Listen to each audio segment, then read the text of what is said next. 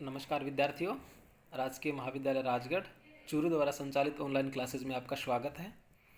अगर आपने अभी तक हमारे YouTube चैनल को सब्सक्राइब नहीं किया है तो जल्दी से हमारे YouTube चैनल को सब्सक्राइब कीजिए ताकि आप हिंदी साहित्य के अलावा अन्य विषयों का भी अध्ययन कर सकें। साथ ही अपने साथियों को भी YouTube चैनल के साथ साथ व्हाट्सएप ग्रुप से जुड़ने के लिए भी आप उन्हें बोलें ताकि वो भी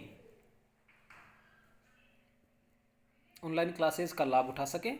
आपकी ऑनलाइन क्लासेस के साथ साथ महाविद्यालय में नियमित कक्षाएं भी आपकी प्रारंभ हो गई हैं। आप अपने साथियों को भी नियमित कक्षाओं के साथ साथ ऑनलाइन क्लासेस के लिए भी आप उन्हें सचेत कीजिए। आज की इस कक्षा में हम नई कहानी और नई कविता दौर के रचनाकार दुष्यंत कुमार जी की कुछ गज़लों का अध्ययन करने जा रहे हैं। दुष्यंत कुमार जी का जन्म 1933 में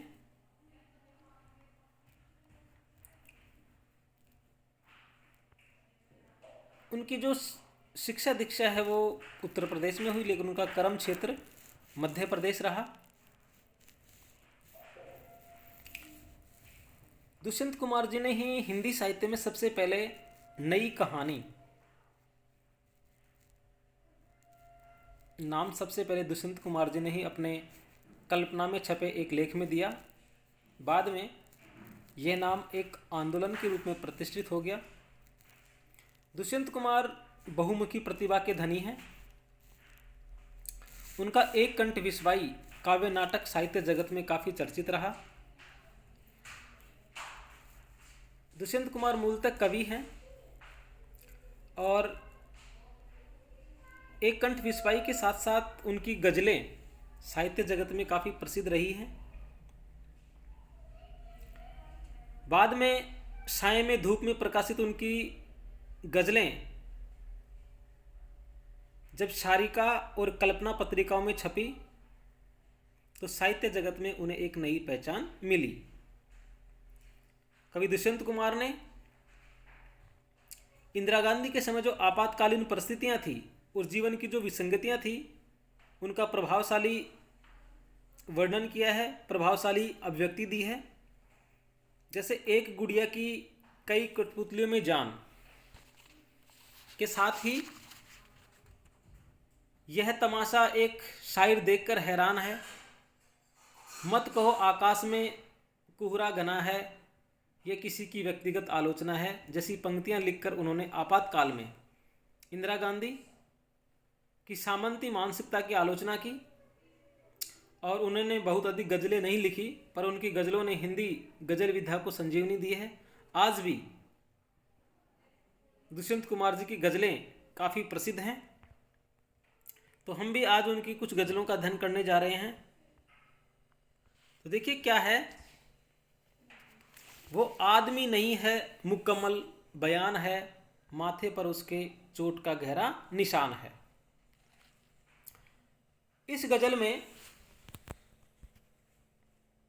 दुष्यंत कुमार जी ने एक व्यक्ति की विवशता की ओर संकेत किया है कि वो आदमी नहीं है मुकम्मल बयान है, माथे पर जिसके चोट का गहरा निशान है। कवि कहता है कि वह कोई सामान्य आदमी ही नहीं है, अपितु वह आदमियत को पूरी तरह व्यक्त करने वाला मानव है। कि वह आदमी ही नहीं है बल्कि वह आदमियत को पूरी तरह व्यक्त करने वाला मानव है। क्यों है?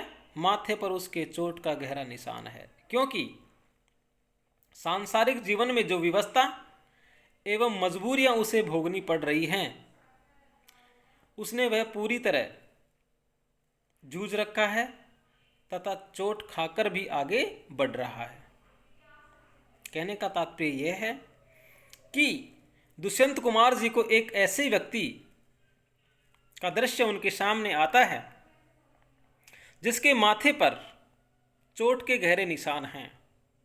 तो उस गहरे चोट के निशान को देखकर दुष्यंत कुमार जी कहते हैं कि जिस व्यक्ति के माथे पर चोट के गहरे निशान है वह आदमी ही नहीं है बल्कि आदमियत को पूरी तरह व्यक्त करने वाला एक मानव है, क्योंकि उसने अपने जीवन में, इस सांसारिक जीवन में विवशता और जो मजबूरियां होती हैं उन मजबूरियों को उन्होंने भोगा है। इससे वह पूरी तरह जूझ रहा है और चोट खाकर भी वह मनुष्य आगे बढ़ रहा है। दूसरा देखिए, वे कर रहे हैं इश्क पे संजीदा गुफ्तगू, मैं क्या बताऊं मेरा कहीं और ध्यान है। वे कर रहे हैं इश्क पे संजीदा गुफ्तगू, मैं क्या बताऊं मेरा कहीं और ध्यान है। इश्क, इसका मतलब प्रेम होता है। संजीदा, संजीदा का मतलब संयमित या गंभीर। गुफ्तगू, बातचीत, मैं क्या बताऊं मेरा कहीं और ध्यान है। दुष्यंत कुमार जी इस गजल में एक समस्याग्रस्त व्यक्ति की परेशानी की ओर संकेत किया है कि जो समस्याग्रस्त व्यक्ति है उस व्यक्ति के सामने क्या परेशानी होती है। कवि कह रहे हैं वे कर रहे हैं इश्क पे संजीदा गुफ्तगू। कवि कहते हैं कि वे प्रेम को लेकर गंभीरता या संयमित संतुलित स्तर पर बातचीत कर रहे हैं। वे कर रहे हैं इश्क पे, कि वे प्रेम को लेकर गंभीरता या संयमित संतुलित स्तर पर बातचीत कर रहे हैं। जीवन को खुशहाल रखने की कोशिश कर रहे हैं, परंतु मैं क्या बताऊं मेरा कहीं और ध्यान है। परंतु मेरी स्थिति ऐसी है कि चाहकर भी अपनी परेशानियों से मुक्त नहीं हो पा रहा हूं, मेरा ध्यान अपनी समस्याओं पर रहता है। कहने का तात्पर्य कि खुशहाल जीवन यापन को लेकर सचेष्ट रहने की व्यंजना है और शब्दावली है वो भावानुरूप है। अगले में देखिए कवि क्या कह रहे हैं। सामान कुछ नहीं है, फटे हाल हैं मगर झोले में उसके पास कोई संविधान है। सामान कुछ नहीं है, फटे हाल हैं मगर झोले में उसके पास कोई संविधान है। दुष्यंत कुमार जी ने इस गजल में लोगों में जो दिखावे की प्रवृत्ति है उस पर आक्षेप किया है। और क्या कहा है कवि ने, देखिए, सामान कुछ नहीं है, फटे हाल हैं मगर झोले में उसके पास कोई संविधान है। शायर कहते हैं कि उस व्यक्ति के पास कोई सामान नहीं है, वह एकदम गरीब एवं फटे हाल है, फिर भी वह आम नागरिक है तथा देश के संविधान के अनुसार मौलिक अधिकार प्राप्त है, अतः उसका सम्मान एक नागरिक के समान अपेक्षित है। संविधान शब्द का प्रयोग एक विशेष अर्थ में किया गया है, साथ ही सामाजिक चेतना की अभिव्यंजना हुई है। यहाँ कवि कह रहे हैं कि माना कि सामान कुछ नहीं है, फटे हाल है मगर झोले में उसके पास कोई संविधान है। कि माना कि व्यक्ति गरीब है, फटे हाल है, आर्थिक रूप से उसकी स्थिति कमजोर है, सामाजिक रूप से उसकी स्थिति कमजोर है, शैक्षणिक रूप से उसकी स्थिति कमजोर है, लेकिन इतना सब कुछ होने के बावजूद भी हमें उस व्यक्ति का मान, उस व्यक्ति की सम्मान, उस व्यक्ति के अधिकारों का हमें पालन करना चाहिए। क्यों? झोले में उसके पास कोई संविधान है, क्योंकि संविधान है, उस व्यक्ति के पास भी संविधान है। संविधान होने का तात्पर्य क्या है कि उस फटे हाल व्यक्ति को भी हमारे संविधान ने वही मौलिक अधिकार दिए हैं जो एक धनाढ्य व्यक्ति को दिए हैं। इसलिए हमें हर व्यक्ति का सम्मान करना चाहिए। साथ ही यहाँ पे दुष्यंत कुमार जी ने संविधान शब्द का प्रयोग कर व्यक्ति को सामाजिक रूप से सचेत रहने की व्यंजना की है कि व्यक्ति को अपने अधिकारों के प्रति सचेत रहना चाहिए, क्योंकि हमारे संविधान ने हमें मौलिक जो अधिकार दिए हैं वे समान दिए हैं। सभी के साथ समानता का व्यवहार की बात हमारे संविधान में कही है।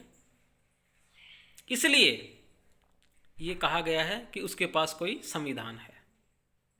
तो इन 3 गज़लों में हमने देखा कि दुष्यंत कुमार जी ने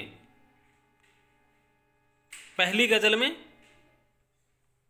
व्यक्ति की विवशता, उसके संघर्ष में जीवन को व्यक्त किया है। दूसरे में हम देखते हैं कि एक अभावग्रस्त व्यक्ति